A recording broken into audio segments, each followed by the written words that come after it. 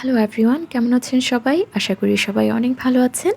আজকে আপনাদের সাথে যে রেসিপিটি শেয়ার করতে যাচ্ছি, সুজির নাড়ু বা সুজির পিঠা, যেটা আমি আগেও আমার ফেসবুক এবং ইউটিউব চ্যানেলে আপনাদের সাথে শেয়ার করেছিলাম। তো যারা শুরু থেকে আমার ভিডিও দেখেননি, তাদের জন্য স্পেশালি আজকের এই রেসিপিটা। তো তার জন্য প্রথমে আমি 1.5 কাপ সুজি নিয়েছি, আর নিয়েছি 2 কাপ পরিমাণ কোরানো নারকেল, আর নিয়েছি চিনি হাফ কাপের মতো। আর মিষ্টিটা কিন্তু আপনারা আপনাদের পছন্দ অনুযায়ী অ্যাড করতে পারেন। আর নিয়েছি 1/4 চামচ লবণ আর 2 টেবিল চামচ গুঁড়া দুধ। এবারে সবগুলো উপকরণ আমি হাত দিয়ে এভাবে মাখতে থাকবো। চিনিটা একটু এভাবে মাখতে মাখতে কিন্তু দেখবেন যে চিনিটা আস্তে আস্তে করে গলে যাচ্ছে, একদম হাতের মধ্যে লেগে যাচ্ছে। তখন অল্প অল্প করে এভাবে পানি মিশিয়ে নিয়ে, পানি পরিমাণটা কিন্তু বেশি দেওয়া যাবে না, একদম হাতে অল্প পরিমাণ পানি নিয়ে আবারও মাখতে হবে। এটা ততক্ষণ পর্যন্ত মাখতে হবে যতক্ষণ পর্যন্ত চিনিটা গলে না যায়। তো একটু সময় নিয়ে একটু কষ্ট করে কিন্তু মাখতে হবে।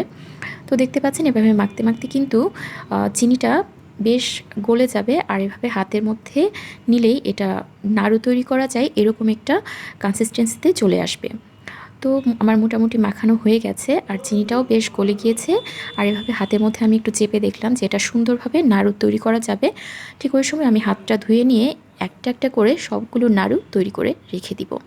বিশ্বাস করুন, আপনারা এই রেসিপিটা যদি একবার তৈরি করে বানিয়ে খান বা আপনার পরিবারের সদস্যদেরকে বানিয়ে খাওয়ান, তাহলে এই রেসিপির আপনারা প্রেমে পড়ে যাবেন। একবার বানিয়ে আপনারা জাস্ট ডিপ ফ্রিজে রেখে সংরক্ষণ করবেন মাস জুড়ে, যখন খুশি তখন বের করে ভেজে খাবেন। তো বন্ধুরা, দেখতে পেলেন যে আমি এভাবে করে কিন্তু সবগুলো নাড়ু তৈরি করে নিয়েছি। আর এর শেপটা আমি গোল করেই তৈরি করছি। আপনারা চাইলে একটু লম্বালম্বি করে যে যার পছন্দ অনুযায়ী তৈরি করতে পারেন। তো আমি এভাবে গোল গোল করে তৈরি করে নিলাম নাড়ুর মতো শেপ দিয়ে। এবার এটাকে আমি রাত্রিবেলা ডিপ ফ্রিজে রেখে দিয়েছিলাম। তো পরের দিন সকালবেলা দেখেন এটা কিন্তু বেশ শক্ত হয়ে গেছে। এবার আমি এটাকে একটা এয়ারটাইট বক্সে ভরে এটাকে আমি সংরক্ষণ করব। আর এখন কয়েকটা ভেজে নিব সকালবেলা। তো দেখতে পাচ্ছেন যে আমি বেশ এগুলো কিন্তু শক্ত হয়ে গিয়েছে। তো এবার আমি সবগুলো নাড়ু কিন্তু ভাজবো না, আমার যতটুকু প্রয়োজন ততটুকুই আমি ভেজে নিচ্ছি। আর এটাকে হাই হিটে কিন্তু একদমই ভাজা যাবে না, চুলার আঁচটা মিডিয়াম টু লো ফ্লেমে রেখে একটু সময় নিয়ে ভাজতে হবে। আর তেলের মধ্যে নাড়ুটা দেওয়ার সাথে সাথে কিন্তু নাড়তে যাবেন না, তাহলে কিন্তু নাড়ুগুলো ভেঙে যাবে। আর চুলার আঁচটা বাড়িয়ে ভাজলে কি হবে যে নাড়ুগুলো কিন্তু প্রথমেই বাহির থেকে কালারটা চলে আসবে আর ভেতরটা কাঁচা থেকে যাবে। তাই একটু সময় নিয়ে কিন্তু ভাজবেন।